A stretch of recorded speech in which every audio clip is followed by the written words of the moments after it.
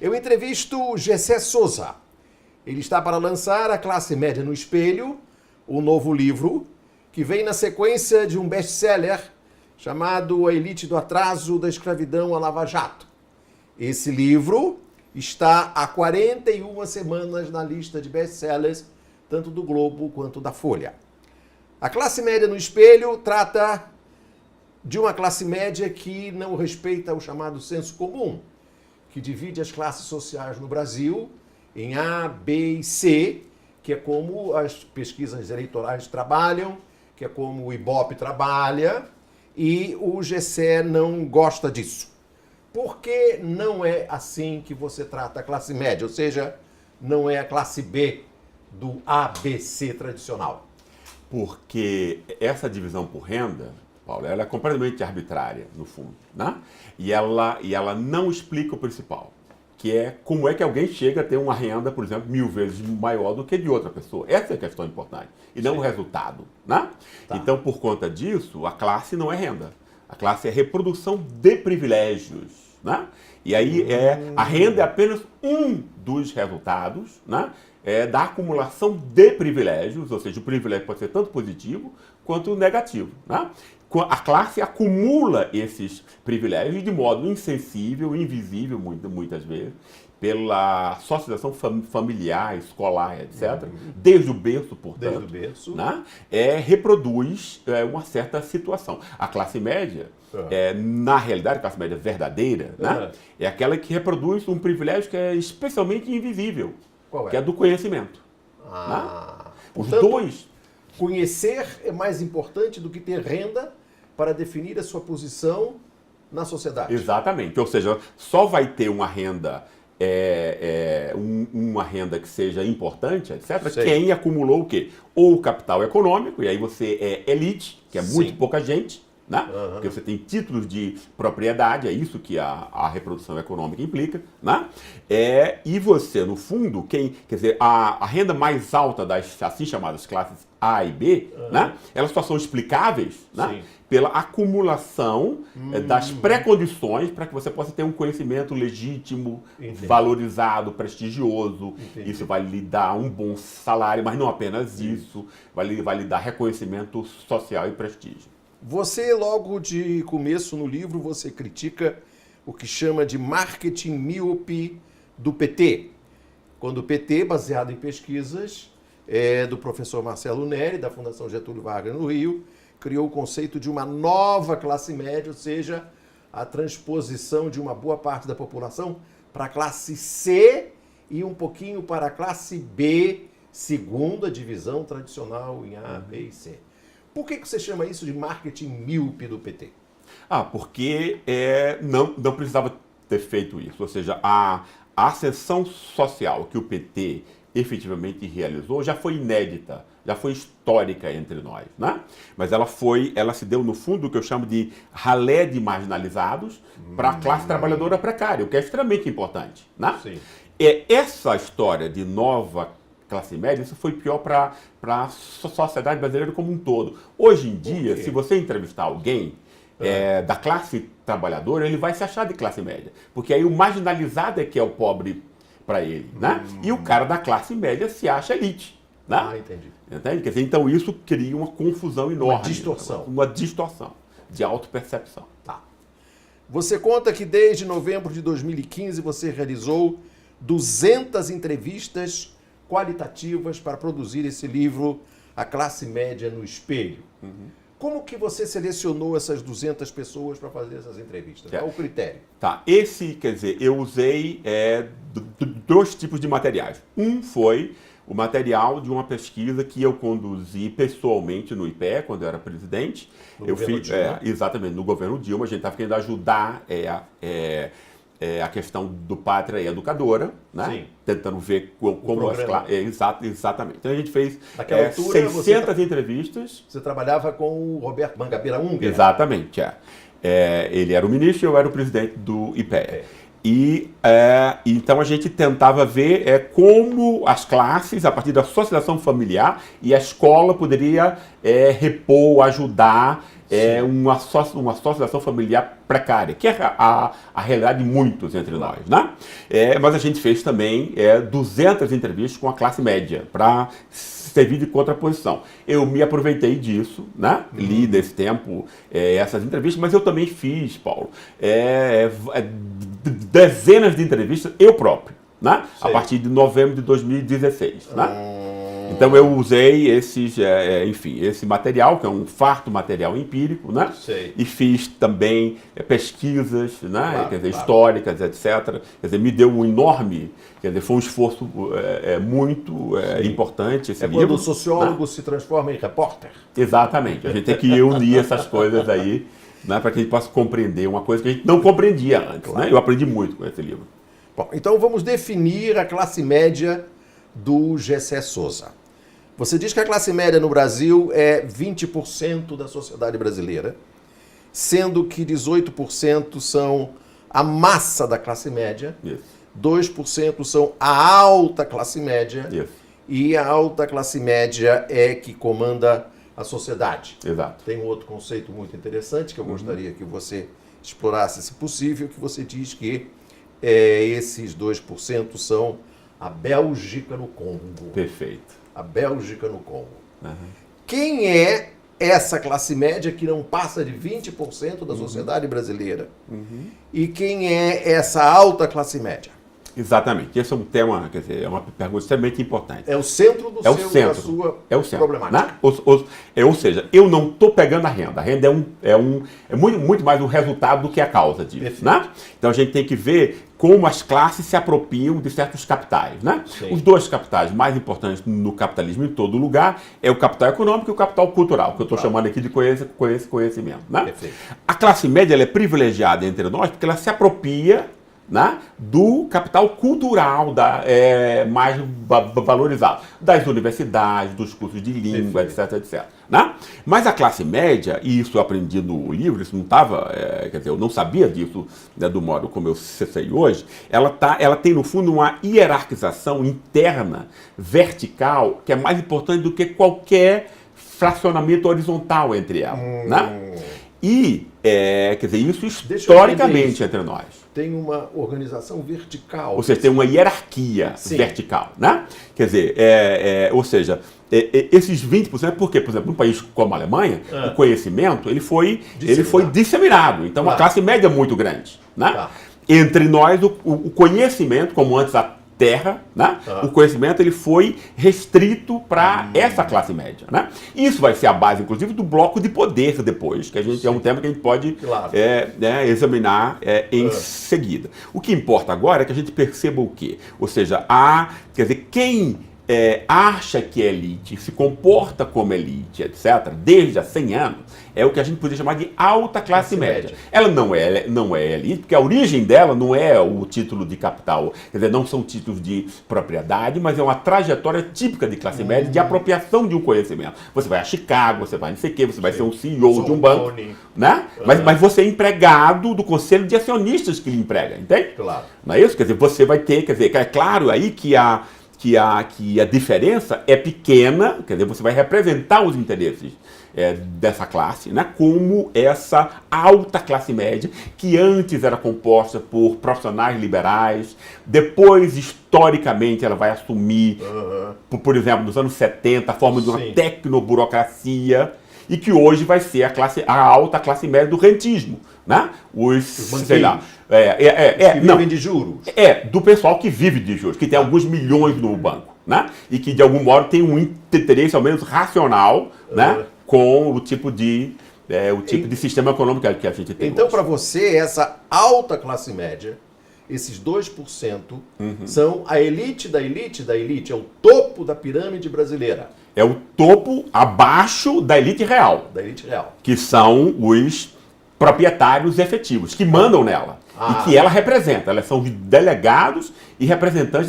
Como essa elite, quem tem dinheiro entre nós e que tem propriedade mesmo, é muito pouca gente. É um punhado de gente. Né? E esse pessoal tem toda a propriedade. Né? No livro tem um depoimento de um dos que você entrevista, que diz que no Brasil quem manda são 800 pessoas, Exatamente. Sendo que 600 delas estão em São Paulo. Exatamente. Né? Então, Exatamente. essa classe média alta, esses 2%, são, como você usa a expressão, os capatazes Isso. da verdadeira elite. Exatamente. Exatamente isso. Entendi. Abaixo dela, então você tem essa massa da classe média, que normalmente as pessoas chamam de média classe média, ou então baixa classe média, né? Que eu pus numa forma só, porque eu acho que não tem a ver isso e tal, né? Que é a massa da classe média e que é perdedora desse jogo econômico e político. Sim. É dominante. Isso é extremamente Os 18%. importante que a gente saiba. Os né? 18% perdem. Exatamente, perdem. Né? Perdem porque o pessoal... Porque, veja bem, Paulo, essa alta classe média, o grande sonho dela é ter um consumo como os europeus têm. Claro. Desde a década de 20 ou 10, no começo do século 20, esse pessoal já comia manteiga dinamarquesa, vinho francês. E isso era a grande distinção do estilo de vida desse pessoal, como até hoje. Né? E essa massa da classe média não tinha acesso a isso. E é muito importante, por quê? Porque, por exemplo, o processo de industrialização nosso, né, que foi induzido pelo Estado, que a gente não tem, quer dizer, e eu explicitei isso no livro, é uma industrialização sem industriais. Os nossos industriais jamais se comportaram como classe, né? Tinham planos familiares e não de classe. Essa massa da classe média, o fato dela ter, quer dizer, ela via racionalmente a intervenção do Estado na economia era extremamente importante para ela. Inclusive porque isso significava uma forma de um estilo de vida, acesso ao consumo, que antes era restrito a essa alta classe média apenas. Né? Tá. Pergunta. E os outros 80%? Os outros 80%, Paulo, são de alguma maneira, não incluídos, né? Quer dizer, tem alguma forma aí, quer dizer, é claro que essas transições de classe são sempre muito fluidas, não é? Entende? Quer dizer, mas aí o que você tem? Você tem 80% da população brasileira com alguma forma de limitação importante para o acesso às benesses do mundo moderno. Inclusive o conhecimento cultural. Inclusive o conhecimento cultural. E é o que você chama de ralé. Não. Aí, dentro desses 80%, você tem a classe trabalhadora, que quer dizer, nos seus diversos níveis, e você tem a classe trabalhadora precária, que é o maior número entre nós. Os marginalizados são 1/3. Né? Quer dizer, a última vez, quer dizer, no livro sobre a ralé, a gente empreendeu uma estatística especial para compreender isso. Perfeito. Né? E então você tem aí 1/3 que estão marginalizados, né? Por uma socialização precária, não é isso? Que chegam na escola já como perdedores, que saem da escola como analfabeto funcional, né? E não podem vender a sua força de trabalho no caso. Então isso é extremamente importante. Por quê? Porque é uma forma como a escravidão continua entre nós. Né? Não pela forma da raça, não é assim que as pessoas são divididas mais, né? Mas pelo acesso ao conhecimento. É extremamente importante isso, Paulo, porque o capitalismo ele explora o conhecimento, ele não explora a energia muscular, como no escravismo e tal. Né? Então você tem aí 1/3 das pessoas que são expulsas do mercado de trabalho competitivo, né? E obrigadas a vender a sua energia muscular como o escravo antes vendia. Né? A faxineira, a empregada doméstica e tal, para o pessoal que sai. Né? O motoboy, coitado, que morre 2 aí ao dia em São Paulo, etc. É o Congo na Bélgica. É o Congo na Bélgica. Exatamente. Né? Os belgas são esses 2% aí e a elite de proprietários, que exploram o seu país, né? Como os belgas, como se fosse um país estrangeiro. Isso. Né? Isso. Tem uma frase sua que eu acho muito interessante, de certa maneira reproduz o seu pensamento em boa parte, que é, abre aspas, quem não sabe quem é, nunca aprende. Quem nunca aprende, repete. Qual é o papel dessa frase no seu raciocínio, na sua tese? Porque, veja bem, Paulo, quer dizer, e a gente está num instante histórico onde essas questões assumem uma importância extremamente importante. Né? Obviamente, os 11 anos em que eu morei num país como a Alemanha me marcaram muito. Né? O que você fez na Alemanha? Eu estudei e dei aulas sociologia.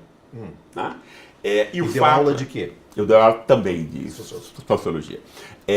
O que foi que eu vi ali? A Alemanha é um país que teve uma tradição autoritária, prussiana, militar, fascismo, obediência e tal. Né? Mas a Alemanha não é mais um país como era antes. Como foi que a Alemanha conseguiu isso? né? Ela assumiu. Ela assumiu o seu erro. Eu vi isso em brigas, quer dizer, em lutas geracionais e tal, né? Entende? Quer dizer, amigos meus dizendo, olha, meus pais são nazistas, etc, etc. Houve uma, né? Claro. E hoje em dia a Alemanha se vigia para que isso jamais aconteça, né? É o que eu pensei. Nós somos um país. Embora esteja florescendo uma extrema-direita vigorosa, mas isso é uma outra discussão. Continua. Não, e que é criticada. Criticada. Que é criticada, e os caras que tentaram se aproveitar disso, da luta contra a imigração, que é o partido CDU, né? E tal, eu estava lá em julho, etc., né? Eles foram criticados, perderam votos por conta disso. Por conta dessa demagogia barata, entendeu? Exatamente porque na Alemanha tem uma TV pública, onde as questões são examinadas, debatidas, que é o que a gente não tem. Né? Tá bom, voltamos ao negócio. Nós repetimos Quem a nunca escravidão. aprende, repete. Porque nós repetimos a escravidão, a marginalidade, a violência, o sadismo que isso implica, porque não é só exploração econômica, é o sadismo, é a humilhação diária, né? O assédio, que você retira, a piada suja, o estupro, você matar. Isso é o dia a dia entre nós, né? Invisibilizado. Né? E enquanto a gente não se assumir, né? Criticar essa bobagem aí do viralatismo que a gente vem de Portugal, e que vem a corrupção de lá, que é uma bobagem, que a gente já critiquei isso nesse outro livro. Destruído claro, no limite do atraso. Né? O escravismo ele continua. Né? Enquanto a gente não nós somos filhos da escravidão, e por conta disso a gente repete esse estado de coisas que é absurdo, né? Enquanto a gente não se conscientizar disso, a gente vai repetir a escravidão. Né? Não é isso? O fascismo de hoje, de um Jair Bolsonaro, é exatamente isso. Né? É essa tradição escravista, na sua forma mais violenta e infame, né? Se impondo de novo. Entende? Mas chegaremos ao Bolsonaro. Tá. Outro conceito que eu gostaria que você ajudasse o nosso espectador da TV Afiada a se introduzir na sua tese e, portanto, comprar esse livro indispensável, A Classe Média no Espelho. Que eu acho importante, Paulo, que diga que esse livro me custou muito esforço, mas tem a mesma linguagem acessível e clara do elite do atraso. Né? Todo mundo vai poder ler da primeira à última página entendendo tudo que está dito. Por exemplo, o capitalismo moraliza a opressão. Você junta aí capitalismo com o conceito de moral e essa opressão a que você se refere como derivada da escravidão. Por que o capitalismo moraliza a escravidão? Entre nós, né? Sim. Mas ela moraliza. Você me olhou como se eu estivesse dizendo alguma coisa imprópria. Não. Você diz isso. Eu digo isso. Eu digo que as classes superiores, a elite, tem que moralizar a opressão que elas praticam, né? Como? Né? Quer dizer, dizendo que o povo é vira-lata, dizendo que o povo brasileiro é corrupto, etc. Então você tira o quê com isso aí? Você tira a iniciativa, a vontade, a capacidade de reação. Então você diz, olha, você é inferior, você é um cachorro vira-lata ladrão. Subalterno. Né? Essa ladruagem está no Estado, com os partidos que lhe defendem, etc., que são populistas. Ou seja, então você monta todo um quadro em que você retira desses 80%, né? Que é mais do que 80%, é 98% se você põe a massa da classe média. Então você tira as armas de 98% da população. Quando você moraliza, você diz que ela é culpada do seu próprio fracasso. Né? Entende? Isso é que é moralizar. Né? Então você joga a espada envenenada para que o oprimido ponha na sua própria barriga. Né? Inclusive a massa da classe média. Né? Você diz também que o golpe de 2016, que derrubou a presidenta Dilma, é resultado da inclusão dos humilhados na escola republicana. É uma tese que você também já esboça nesse livro, Elite do Atraso, mas aqui você explora com mais profundidade. O que aconteceu? Por que houve o golpe de 16? O golpe de 2016, assim como o golpe, entre aspas, contra Getúlio, que o obriga a botar uma bala, e depois com Jango, etc., acontece pelo mesmo motivo. Né? Ou seja, existe uma articulação, um bloco antipopular da elite de proprietários com a alta classe média, que é quem sai à rua, no fundo, quem sai à rua para protestar contra esse moralismo de fachada, só contra a esquerda, etc. São etc. os capatazes. São os capatazes e é a alta classe média. Né? Então existe esse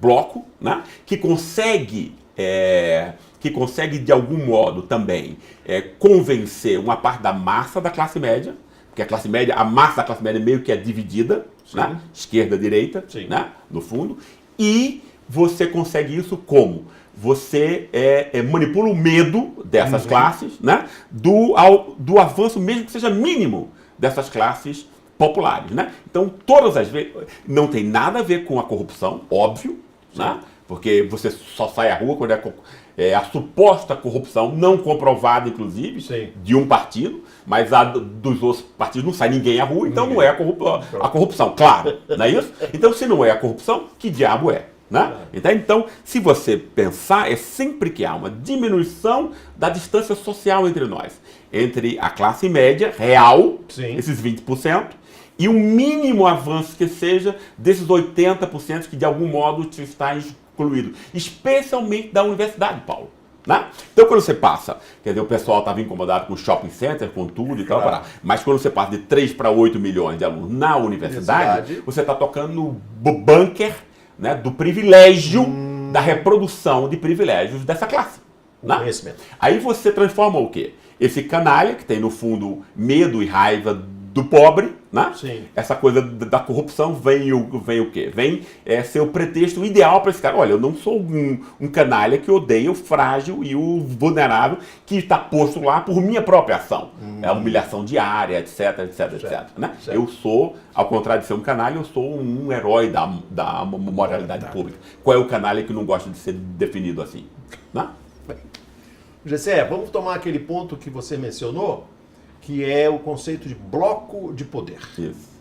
Estamos falando desse bloco de poder que deu um tiro no peito do Vargas, derrubou Jango e derrubou a Dilma em 2016. O que é esse bloco de poder? Quem o compõe? Como ele se estrutura?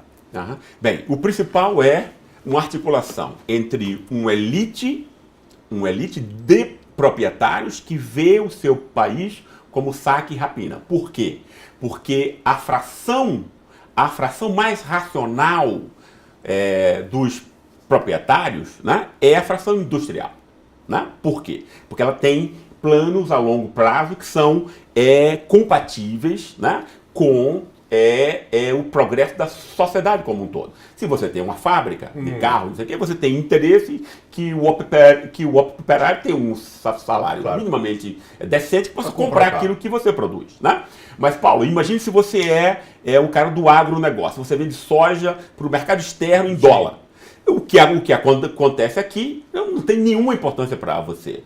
O financismo, idem. Né? Você está aqui explorando a coisa. Se o país for a breca, você pode transferir isso para outros lugares, onde você pode explorar o povo da mesma forma. Né?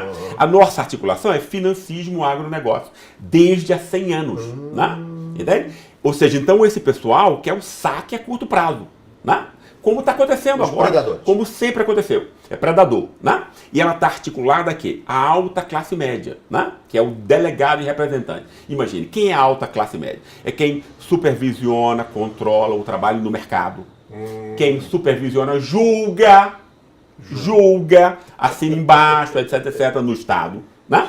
E é o pessoal que na esfera pública comanda essa imprensa venal, absurda, única no mundo, na sua canalice, que é a nossa. Não há igual. Não há igual. Canalha como a nossa não há. Né? Porque imprensa nem com grau de concentração. Nem com grau de concentração. Isso. Imprensa é multiplicidade de opiniões. Quem foi que viu alguma multiplicidade de opiniões na Rede Globo? Ninguém. Né? Então, a alta classe média que comanda todas essas esferas. Ou seja, ela é extremamente importante. Né? Ela vai fazer a cabeça, ela vai julgar, ela vai supervisionar o trabalho, ela vai investir, ela vai legitimar o saque da população e depois dizer que está protegendo a população com o combate à inflação, quando ela está montando juros extorsivos. Né?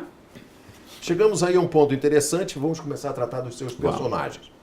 Um deles é o Sérgio, que é CEO de um banco. Isso. Estamos falando aqui de um cérebro que tem como objetivo na vida, abre aspas, expandir ao máximo a legalidade a serviço do banco. Isso. Expandir ao máximo a legalidade a serviço do banco. O que move São Paulo é o dinheiro. Aqui se compra tudo. A elite tem 800 pessoas, sendo 600 em São Paulo. O juíze se compra primeiro pela vaidade. E o Banco Central é a nossa mãe. A boca de fumo da corrupção, né? O Banco Central é a boca de fumo da corrupção. Esse depoimento é impressionante. Impressionante. É impressionante. Eu nunca aprendi tanto com uma entrevista. Me fala mais sobre esse personagem. Tá. Veja bem, eu achei extremamente importante porque... Como é que você chegou a ele? Aí eu cheguei, Quer dizer, isso aí isso aí é o pulo do gato, isso aí é a minha fonte, e aí eu não posso... Desculpe. No fundo, o que eu acho importante nessa entrevista foi o grau de sinceridade, foi incrível, né? Uma pessoa inteligente, sabia o que estava fazendo, e o que eu achei importante... Ele sabia que podia aparecer num livro, você disse para ele que tinha um... Não, mas eu disse que iria garantir as condições de anonimidade, etc. Sim. E que ninguém iria poder saber quem tinha me dito isso. Sim, portanto o nome dele não é o nome dele. Não, o nome dele não é o nome dele. Entendi. Né? Tá. No fundo, quer dizer, isso é um procedimento usual. Claro, usual. O fato é, o que eu achei importante é, num país que acredita que a corrupção se dá na política, aquela do aviãozinho, né? Eu achei extremamente importante que alguém que está no meio da real corrupção, que a gente não chama de corrupção por quê? Né? Porque esses bancos compraram de 300 a 400 canalhas na Câmara dos Deputados que assinam qualquer papel higiênico sujo que os bancos mandarem. Claro. Aí, ou seja, por conta desse procedimento aparentemente legal, né, a gente descura do resultado, que é um assalto trilionário de nós todos, por meia dúzia, né, e a gente dá total atenção à merreca do assalto. Claro que é reprovável, mas quantitativamente, né, é uma merreca, é uma gota no oceano, se você somar todas as corrupções políticas, que é, no fundo, a corrupção do mero lacaio desse próprio mercado. Né? Só para situar o nosso espectador da TV Afiada, esse personagem, ele é advogado que exerce a função de CEO do banco, ele trata também do dono do banco, mas esse personagem do GSE, é quem trata da roubalheira de subornar o Brasil. Isso, né? Exatamente. E compra todo mundo. E achei extremamente importante. Ele mostra o caso lá do Poder Judiciário, porque o Poder Judiciário foi blindado pela Lava Jato, mas, enfim, não existe nenhum motivo da gente achar que o Poder Judiciário seja mais honesto do que o Poder Político, obviamente. Né? Entende? Quer dizer, então ele mostra isso, ele mostra como essa legalidade cinza, né? Ele tinha um problema com um determinado jornalista, ele simplesmente vai lá e compra o órgão de imprensa do jornalista e demite o jornalista. Exatamente isso. Exatamente. Esse é um fato verdadeiro, inclusive. Eu sei, enfim, outras, mas enfim, eu tive que pôr isso dentro de uma forma que não identificasse. Que não fosse identificável. Esse é o fato, quer dizer, não só que ele me contou, mas como eu já, inclusive, sabia, né, de pormenores disso. Então foi um encontro de informações. Manifestação da supressão da liberdade de imprensa. Isso, né? E aí, se você pensar, Paulo, o que acontece, né, no Banco Central, né? Isso é que é o ponto. Por que o Banco Central é a nossa mãe e a boca de fumo da corrupção? Porque ali você tem o quê? Você tem um esquema que controla todos os preços entre nós, né? Entende? Todas as operações, né? Entende? Quer dizer que eu não conhecia, eu aprendi várias coisas com ele. Ele descreve os swaps cambiais como exatamente. Uma grande patifaria. Claro, ou seja, você monta uma coisa, a própria remuneração da sobra de caixa do banco, que é trilionária. Entende? Quer dizer, você enxuga o mercado dizendo que você está, no fundo, ajudando, contribuindo para combater a inflação, que no nosso caso tem outras causas, não tem nada a ver com isso.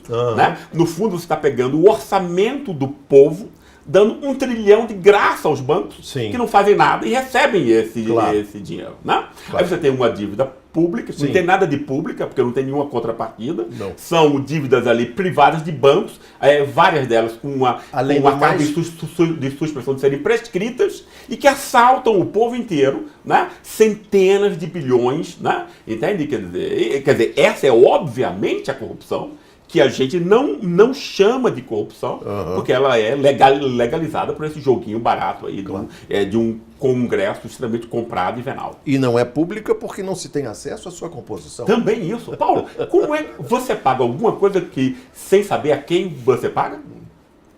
Né? É o que acontece com a nossa dívida, né? Entende? Quer dizer, ela não é auditada, quem não deve não teme, obviamente tem um roubo enorme aí. Né? Claro. Tem uma personagem também que você identifica como sendo a Bibi, da família Prado, que por acaso é um nome tradicional da aristocracia paulista, ou do que havia da aristocracia paulista. A Bibi é advogada, casada com um engenheiro de Minas, e ela resolve abandonar a advocacia criminal depois de trabalhar na Lava Jato, ao constatar que o Moro jogou o Estado de Direito na lama. Trata-se, segundo ela, de um psicopata vaidoso, provinciano, que tem ódio de classe em relação ao Lula e ao PT. Quem é essa Bibi? Como é que ela, de uma família tradicional, casada com um engenheiro, chega a essa conclusão tão radical contra a Lava Jato? Eu achei muito interessante esse caso, porque foi a única pessoa na alta classe média que eu entrevistei que tinha, enfim, um dado que não era do conservadorismo, um dado né, de uma visão de cima e preconceituosa do mundo. Né?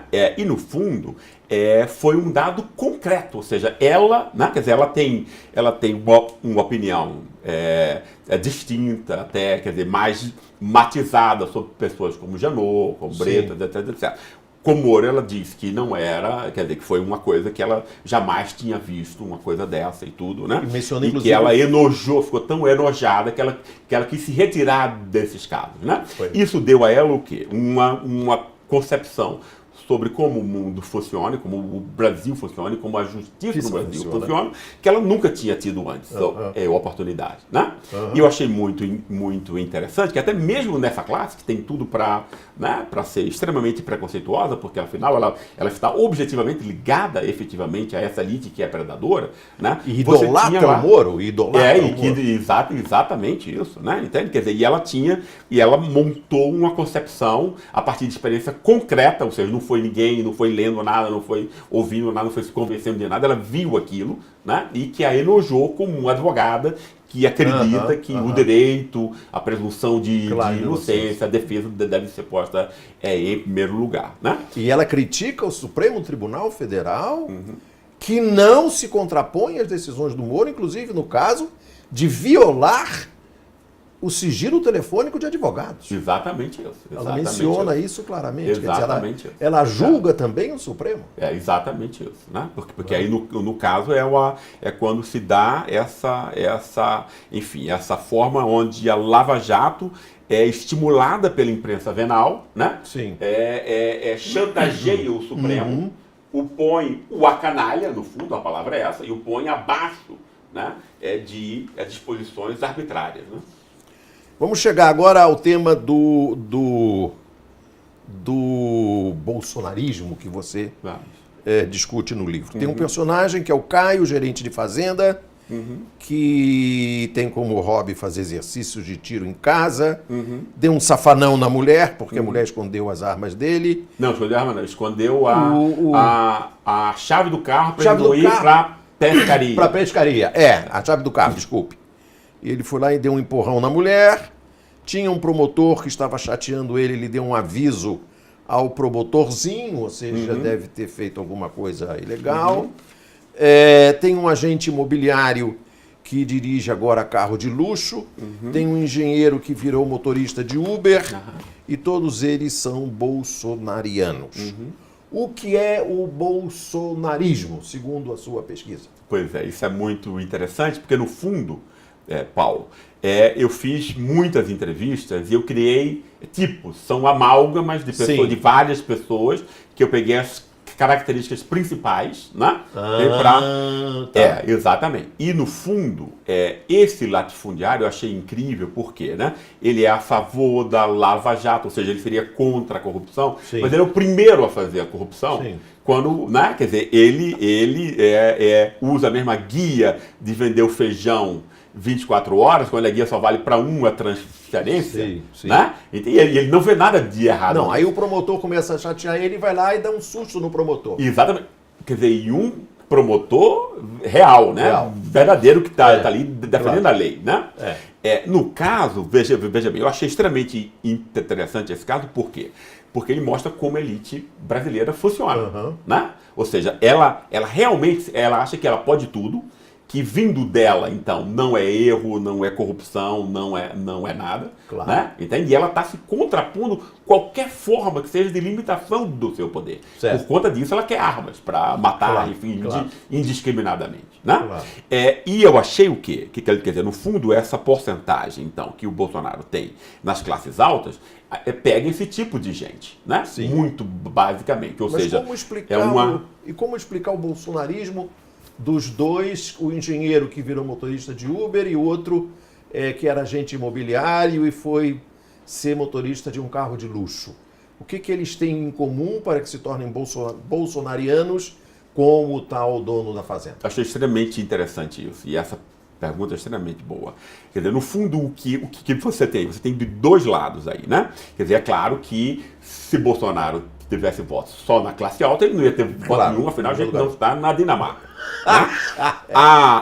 O fato é, essa movimentação de classes que o PT provocou, ou seja, quando ele acende pessoas das classes populares, dos mais necessitados, no fundo, né? Entende? E isso implica o quê também? A época de crise, porque Bolsonaro não estava com essa bola toda em 2016. Não. Foi entre 2016 e 2018, Claro. consequência do golpe. Né? O que é Sim. o golpe? Quer dizer, o golpe é um represamento dos recursos na mão dos bancos, que é isso Sim. que os bancos fazem, eles assaltam o mundo Claro. todo, não é isso? Né? Os lucros do banco são muito maiores, porque eles vendem a dívida como provisões, então são centenas de bilhões ao ano de lucro. Né? Guilherme Boulos, sentado aí na sua cadeira, disse que o Brasil é a Disneylândia dos bancos. Claro. É exatamente isso, né? É exatamente isso.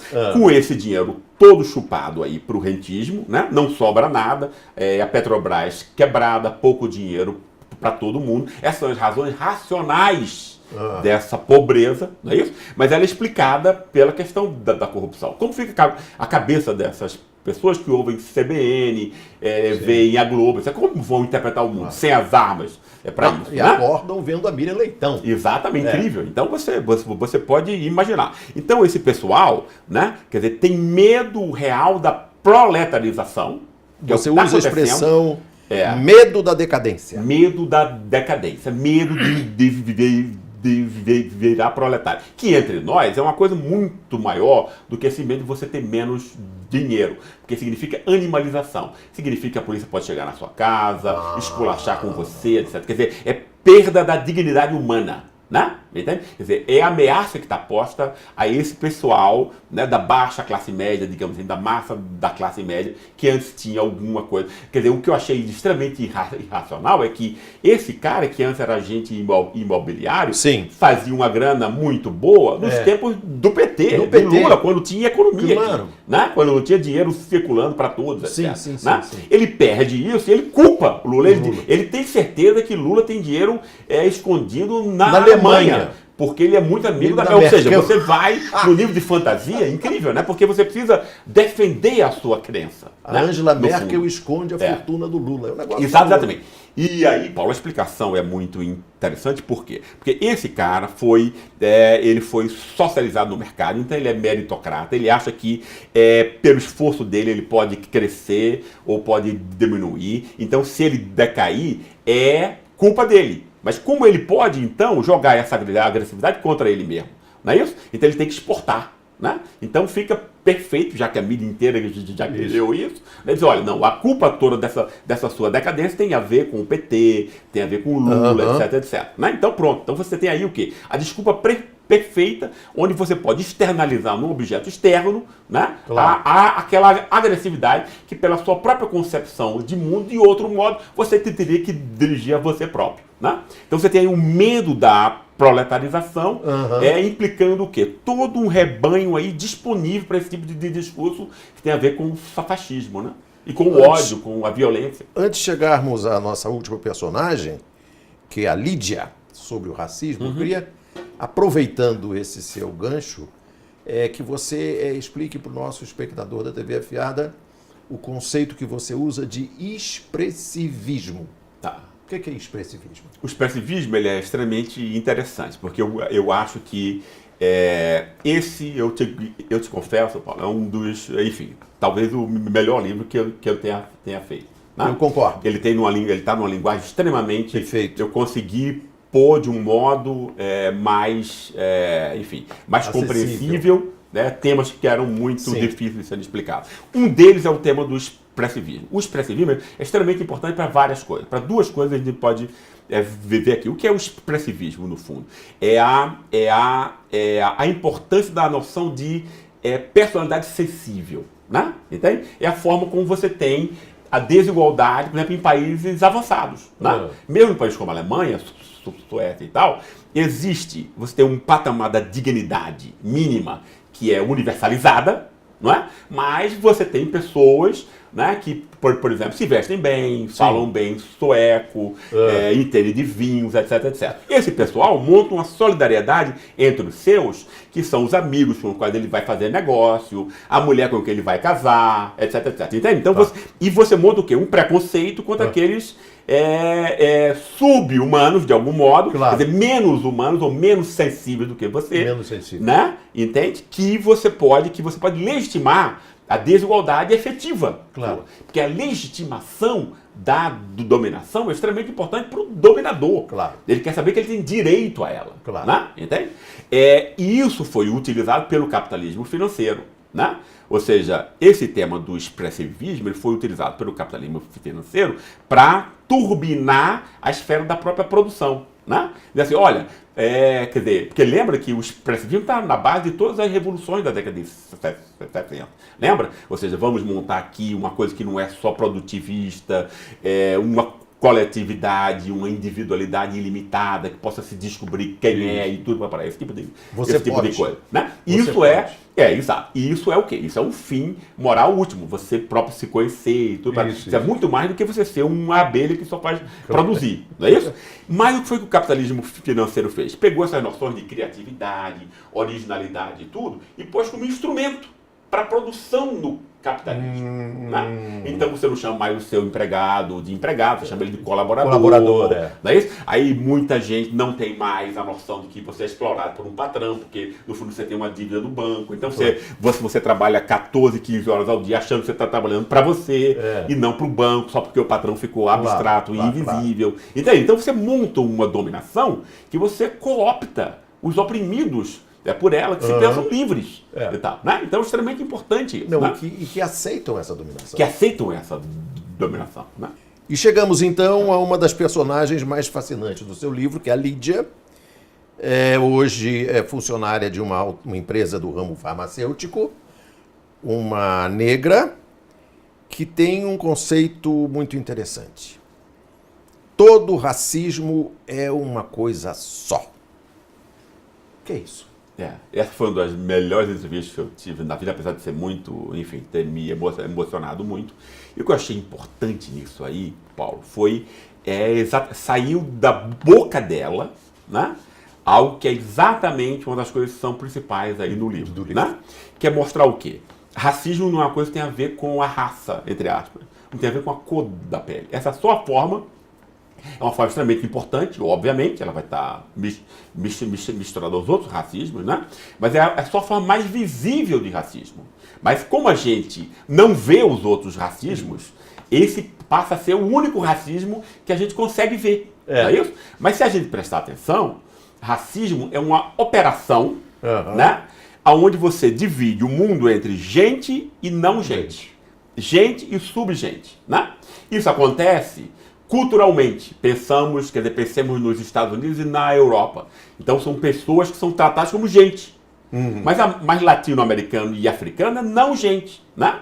Quer dizer, isso é fácil da gente comprovar. Isso não está escrito em lugar nenhum, mas, por exemplo, veja como foi diferente a reação do mundo inteiro, aqueles 11 jornalistas franceses que tiveram aquele ataque absurdo lá naquele semanário, né? O mundo inteiro entrou em comoção. Charlie Hebdo. E tal. Pronto, né?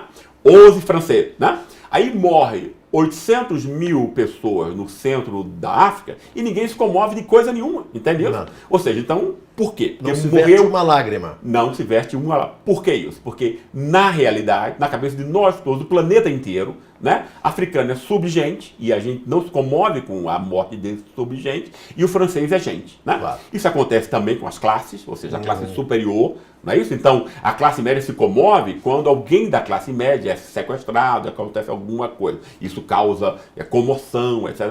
Não é isso? Mas quando morre milhares, como acontece efetivamente, né? Quase 70 mil pobres morrem todos os anos. Ninguém se comove, né? Entende? Quer dizer, mesmo assassinatos bárbaros que a policial mata a marteladas um adolescente, isso não comove ninguém.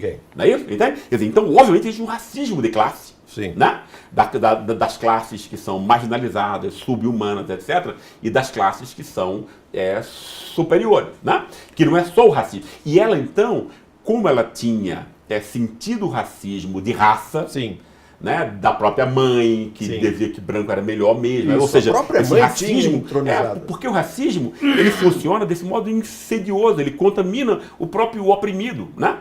Mas aí não só. Quer dizer, e aí ela viu depois esse mesmo racismo acontecendo com pessoas que eram brancas, mas eram muito pobres.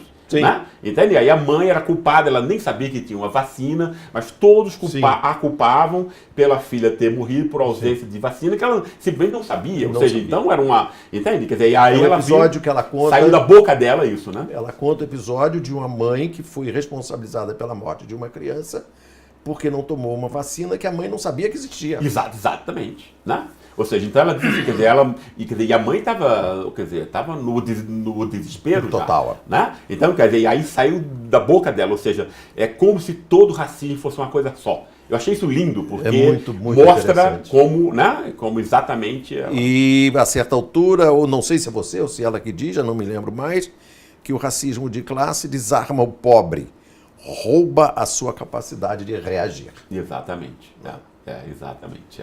E a certa altura ela diz, o Lula sou eu. Eu achei lindo isso também. Achei lindo. Eu perguntei a ela, eu não sabia, eu perguntei para ela qual era, enfim, a predileção política dela. Ela disse exatamente isso. Ela disse assim, quer dizer, Lula está preso, não teve os seus direitos reconhecidos, foi preso com um processo que é público, internacional, notório, é um processo fabricado, aparente, etc., né? E essa injustiça que ele estava sofrendo lembrou a ela todas as injustiças que ela própria sofreu, né? Tendo sido ela beneficiada pelos programas sociais do próprio Lula. Exatamente, exatamente isso. Então ela disse assim, quer dizer, Lula sou eu, ou seja, eu achei incrível também isso assim, da forma como saiu, né? Mas um outro aspecto que eu gostaria de ressaltar nesse seu livro, Classe Média no Espelho, é o fato de que você se refere à questão da mídia, mas numa versão já mais, digamos, atualizada, e você trata do Facebook. Isso. E você diz que o Facebook é a metáfora perfeita do neoliberalismo, onde você é explorado e vendido sem saber. Isso. O que o Facebook tem de importante nessa sua análise da classe média diante do espelho? Porque eu achei um ponto extremamente importante, Paulo, nos estudos que eu estava fazendo junto, porque ficou o livro inteiro foi um processo de aprendizado muito importante para mim, porque eu fiquei juntando entrevistas com leituras, com uma série. Então essas duas coisas, né, de algum modo se combinaram, né? Perfeito. E foi extremamente importante o quê? não só fazer uma história da classe média, etc., né, entre nós, mas aí perceber como o capitalismo financeiro agia na própria classe média, né? Ou seja, quais são os efeitos dele, né? E aí muito interessante foi perceber que aí o capitalismo financeiro, não só ele ataca sindicatos, partidos, etc., né? Como ele tenta quebrar os vínculos sociais entre as pessoas, isolá-las, etc. E depois ele adquire o quê? Uma forma que é extremamente insidiosa, porque ele se vende como liberdade. Isso. Como é? Uma dominação se vende como liberdade. Então ela é imperceptível enquanto dominação. Se você pensar, no capitalismo industrial, a gente sabia quem estava mandando, né? Então tinha alguém, tinha uma pessoa Claro, e tal, claro. né? Ou seja, então, e a gente está acostumado a sempre perceber o poder como ação, né? Entende? Como alguém, como você sendo obrigado a obedecer a alguém, um contrato, um chefe, etc. Né? O que é que o capitalismo financeiro faz? Ele retira, né, a aparência de obediência, a aparência de um poder, né? E ele se vende sedutoramente, né, como sendo um aumento da liberdade Um individual. libertador. Se você pensar no Facebook, essa metáfora fica muito mais compreensível, né? Perfeito. Então, por exemplo, no fundo é uma plataforma comercial Comercial. que está utilizando os seus dados, Claro. né? De um modo que Para vender publicidade. Para vender publicidade, ou seja, está explorando você. Deveria estar pagando você. Claro. E no fundo é você que Está está vendendo os seus dados para a campanha do Trump. Esse é um outro dado ainda, né? Porque, por exemplo, quer dizer, tem uma dimensão aí que é a exploração econômica, né? Você está vendendo está vendendo os seus dados que você mesmo dá a sua revelia, porque você não está normalmente tendo consciência disso, no modo específico em que se dá, não é isso? Mas ao mesmo tempo tem essa ideia que o Snowden diz, que eu acho extremamente importante, né? Que não existe diferença entre Facebook e CIA. Não é isso? Claro que, né? Claro. Ou seja, é como se a CIA estivesse entrando dentro da nossa casa agora, sem precisar sequer estar espionando a gente, e a gente está entregando todos os nossos dados. Nós estamos... Tem uma dimensão política. Nós estamos oferecendo a CIA os dados que ela precisa de nós. Exatamente isso. Para o Sulzberger ganhar dinheiro. Exatamente. Mas aí, sob que forma? É uma forma de estultice definitiva. Claro. Né? Agora, sob que forma? Né? Sob a nós forma de nos você estar consideramos- trocando mensagem com amigos, família, trocando fotos, curtindo as coisas. Então, você está montando aquela máquina que, no fundo, é contra você, está explorando você economicamente e está dominando você politicamente, não é isso? E você que está fazendo aquilo. Né? Você que está dando isso. Ou seja, é um poder que age, né? Sem que seja sequer percebido enquanto tal. Isso é um dos momentos mais altos da concepção capitalista. Exatamente. Né? Você é feito de idiota e acha bom. Então você tem um conceito que eu acho muito legal, que eu que trabalho, enfim, sou jornalista e trabalho com mídias sociais e procuro definir isso, e você define que essas mídias sociais vendem com a precisão de um alfaiate. Isso. Porque o Facebook vende a você comerciante, o direito de atingir não só o Facebook, mas todas as mídias sociais, o Google especialmente. Você atinge quem você quer, na hora que quer, se é homem, se é mulher, se é carioca, se é paulista, se está de manhã, se tem renda tal, X, Y, Z. Com um alfaiate, sob medida. Isso. Ou seja... E você definiu genialmente, com a precisão de um alfaiate. Isso, porque, por exemplo, se você está pensando em ir para um hotel numa cidade, aí você já recebe... Isso. Feito para você, claro. Não é isso? Aquela coisa ali... Isso. Se você tem a má ideia de procurar um carro na internet, no Google, você vai passar o resto da vida recebendo publicidade de automóvel. Exatamente. Não é? Muito bem. Então você acha, o Gessé, que diante disso tudo devemos ter esperança? Claro, Paulo. Eu tenho esse convencimento de que, claro, eu sempre cito essa poesia, mas que no fundo não é só essa poesia do Hölderlin. Depois, quer dizer, o próprio apóstolo Paulo diz uma coisa dessa, muito semelhante. Né? Cuidado com o Hölderlin, que é o poeta preferido do Heidegger. Né? Como chama? O instante da maior tragédia, né? É sempre também, ao mesmo tempo, o instante da maior chance, né? E eu acho, Paulo, que o que a gente está passando agora entre nós e todos os aprendizados históricos e sociais e políticos que a gente jamais fez, né? As nossas vísceras estão expostas como nunca tiveram antes, né? Entende? Eu acho e aí que estão isso expostas as vísceras da justiça, do Ministério Público, da polícia, do executivo, do legislativo, da Globo, desse da bloco mídia. Antipopular inteiro, né, que viveu do ódio ao povo. Todos os né? reis estão a mídia se desqualificando, porque esse pessoal foi muito burro, né, Paulo? Também, né? Por exemplo, o que é que esse pessoal não compreende, né? Eles acharam que, olha, vamos dar um golpe aqui, porque vai dar certo, a gente já combinou e tal, com o pessoal do Supremo, já combinou com o negócio aqui, já está arrumado tudo, o negócio vai dar certo. Mas o que é que o burro não percebe? Né? Você pode, de repente, promover uma modificação da realidade exterior. Não é isso? Agora, você vai ter que legitimar depois. Você vai ter que justificar aquilo depois. Senão aquilo volta como um bumerangue na sua testa. Claro. E essa coisa já está voltando. Né? Claro. Quer dizer, porque agora todas as pessoas sabem, né, para que aquilo foi montado. Não todas, mas enfim, uma parte cada vez maior dela, né? A gente está sentindo aí uma onda subterrânea, né, vindo de algum modo, apesar de ser um público indefeso, apesar de ser um público atacado pela Globo, por essa mídia venal, né, que é um lixo e tudo. E é um lixo, Paulo, que a gente tem que... Você, como um grande jornalista que eu tenho você 1,69 m, não exagere, não exagere. De que as pessoas percebam que a nossa mídia é incomparavelmente pior. Não tem comparação no mundo. Eu digo isso, as pessoas acham que eu estou exagerando. Isso não é, eu nunca vi em lugar nenhum, não sei se você viu, uma mídia tão canalha como a nossa. Outro dia eu assisti no Instituto de Mídia Alternativa, Barão de Tararé, uma exposição maravilhosa, brilhante, desse gênio que é o Noam Chomsky, o linguista. E eu perguntei a ele eu perguntei a ele se ele podia me explicar por que o Lula não enfrentou a Globo. E a resposta dele começou assim, normal. Normal, porque os governos esquerdistas da América Latina não enfrentaram os grandes monopólios de direita na América Latina. E o Lula fez o que todos fazem. Acontece que se houvesse, por exemplo, uma empresa com a predominância que a Globo tem no Brasil, universalmente e hegemonicamente, com um pensamento único, num país como os Estados Unidos, os donos dessa empresa e os executivos que nela trabalham teriam muita sorte se fossem apenas presos.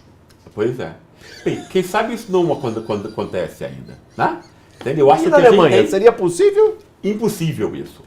Seria impossível também no país como a Inglaterra. Se você na Inglaterra, qualquer lugar decente no fundo. Na Itália, na Espanha, em Portugal, no México. Exatamente isso. México, exatamente não isso. tem.